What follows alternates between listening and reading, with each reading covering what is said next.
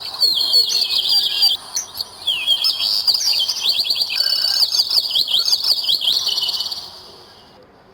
कहानी 3 बहनों के संघर्ष, सहयोग, प्यार और एकता की है। इन बहनों के माता-पिता बचपन में ही गुजर गए। ये है बड़ी बहन राधा, जो बचपन से बहुत ही जिम्मेदार और शांत स्वभाव की थी। आज भी वैसी ही है। और ये है मंझली बहन सीमा। ये थोड़ा चंचल स्वभाव की है और साहसी भी। और ये है सबसे छोटी बहन पूजा, जो अपने बहनों की बहुत ही लाडली है, पढ़ने में बहुत अच्छी और चेहरे से बहुत ही मासूम। पूजा अपनी बहनों की बहुत लाडली थी। पूजा, स्कूल के लिए तैयार हो जाओ, देर हो रही है।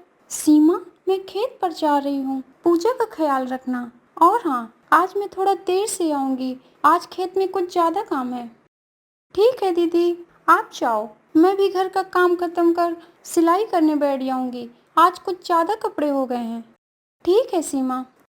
दीदी, मुझे बहुत डर लग रहा है, आज स्कूल में परीक्षा है। पूजा, तुम्हें डरने की कोई जरूरत नहीं है, हम तुम्हारे साथ हैं।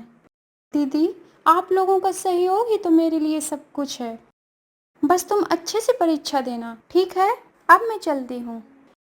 इतना कहकर राधा खेत चली जाती है और पूजा स्कूल और सीमा घर का काम खत्म कर सिलाई करने बैठ जाती है। इसी तरह सीमा गांव के लोगों के कपड़े से घर का खर्च चलाती और उधर राधा खेतों में जी तोड़ मेहनत कर पूजा की पढ़ाई का खर्च उठाती। शाम होने को जा रही है, अब मैं घर चलती हूँ, बाकी का काम कल खत्म कर लूंगी।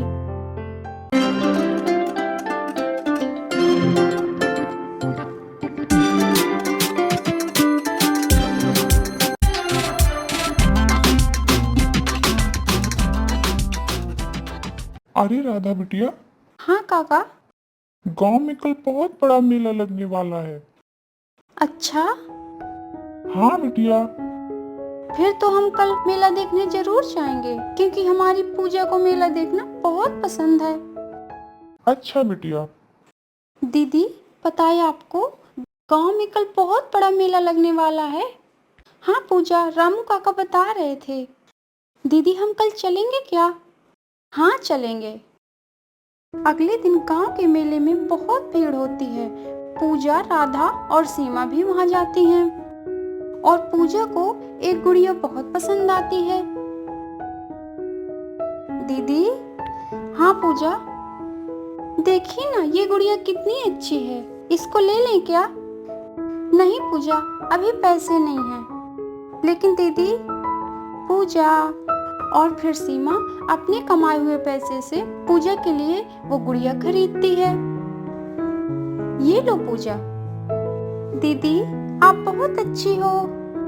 अच्छा ठीक है, अब घर चलो, देख लिया मेला? हाँ दीदी। एक दिन की बात है, पूजा ऐसे घर में बैठे पढ़ाई कर रही थी, तभी उसकी बड़ी बहन राधा कहती है, पूजा, तुम्हारी मेहनत रंग लाएगी बेटा, तुम मेहनत करती हो, मन लगाकर पढ़ाई करो, हम दोनों बहनें तुम्हारी पढ़ाई में कोई कमी नहीं रहने देंगे। हम दोनों बहनें जी तोड़ मेहनत कर तुम्हारी पढ़ाई का पूरा खर्च उठाएंगे।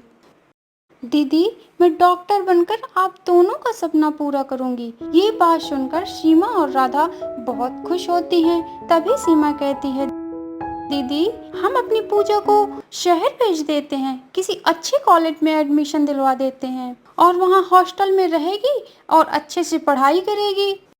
लेकिन सीमा, शहर भेजने में तो बहुत पैसे लगेंगे, इतने पैसे हम कमा लेंगे क्या? हाँ दीदी, हम कमा लेंगे, मेहनत करेंगे ना। दीदी, आप सोचो, अगर हमारी पूजा डॉक्टर बन गई तो कितना अच्छा होगा। हाँ, ये बात तो ठीक है। फिर राधा और सीमा पूजा को हॉस्टल भेजती हैं। दीदी, 2 दिन हो गए हैं, पूजा का कोई फोन नहीं आया, बात करें क्या? सीमा, अगर हम उसको ऐसे ही फोन करते रहेंगे तो वो पढ़ाई कैसे करेगी? लेकिन दीदी, एक बार पूछ लेते हैं ना, वहाँ सब कैसा है? अच्छा ठीक है। फिर सीमा पूजा को फोन लगाती है। हाँ दीदी। पूजा, कैसी हो तुम? और पढ़ाई तो अच्छे से कर रही हो ना? हाँ दीदी, मैं पढ़ाई अच्छे से कर रही हूँ। आप लोग कैसे हो? हम भी ठीक हैं। और वहाँ सब कैसा है? दीदी, यहाँ सब नया है, लेकिन आपकी यादें हमेशा मेरे साथ हैं। तभी राधा कहती है, पूजा हम हमेशा तुम्हारे साथ हैं बेटा, मन लगाकर पढ़ाई करना। ठीक है दीदी, आप भी अपना अच्छे से ख्याल रखना। इसी तरह समय निकलता गया। राधा खेतों में जी तोड़ मेहनत करती और इधर सीमा घर का काम खत्म कर लोगों के कपड़े सिलती। गांव की औरतों को सीमा का काम बहुत पसंद आया। सीमा दीदी, आप कितनी मेहनत करती हैं, हमें भी सिखा दीजिए ना, हम भी कुछ करना चाहती हैं। ठीक है, इसके बारे में मैं सोचूंगी और फिर बताऊंगी आप लोगों को। ठीक है दीदी, आप अच्छे से सोच लीजिएगा। उधर पूजा रात दिन मेहनत कर नीट का एग्जाम देती है और पास हो जाती है और फिर पूजा डॉक्टर बन जाती है। इधर राधा खेतों में काम ही कर रही थी, तभी सीमा राधा के पास आती है। दीदी दीदी, अरे क्या हुआ सीमा, आज तुम यहाँ? घर में सब ठीक तो है ना? और पूजा पूजा पूजा डॉक्टर बन गई है दीदी। क्या?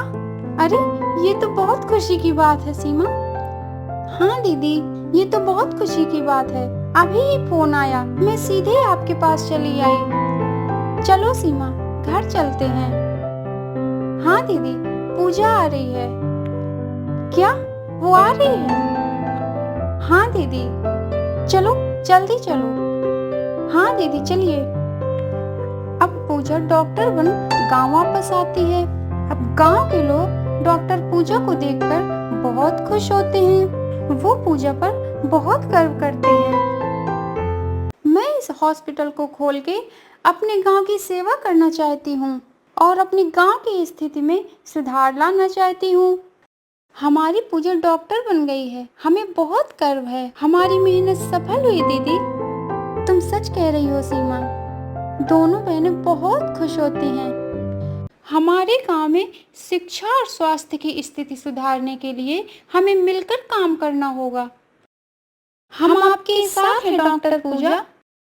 दीदी, मैं आपके बिना कुछ नहीं हूँ। हम हमेशा साथ रहेंगे दीदी, चाहे कोई भी परिस्थिति हो। सीमा और राधा ये सुनकर बहुत खुश होती हैं।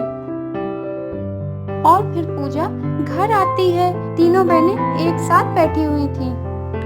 पूजा, तुम डॉक्टर बन गई हो, हमें बहुत खुशी हो रही है। दीदी, आप दोनों को खुश देखकर मुझे भी बहुत अच्छा लग रहा है। आप दोनों ने मुझे डॉक्टर बनाने के लिए कितनी मेहनत की। ये सब छोड़ो तुम। अच्छा सीमा। हाँ दीदी। पूजा तो डॉक्टर बन गई है, अब तुम भी कुछ करो। मैं चाहती हूँ तुम अपने इस सिलाई केंद्र को बड़ा क्यों नहीं बना लेती। हाँ दीदी, गांव की औरतें तो एक दिन मुझसे बोल रही थीं, लेकिन मैंने कुछ कहा ही नहीं उनको। मुझे ऐसा लगता है तुम्हें उनसे बात कर ही लेना चाहिए। ठीक है दीदी, अगर आप कहती हैं तो मैं कर लेती हूँ। सीमा, तुम्हारे अंदर भी बहुत हुनर है और मैं चाहती हूँ कि तुम अपने इस हुनर को बर्बाद न होने दो।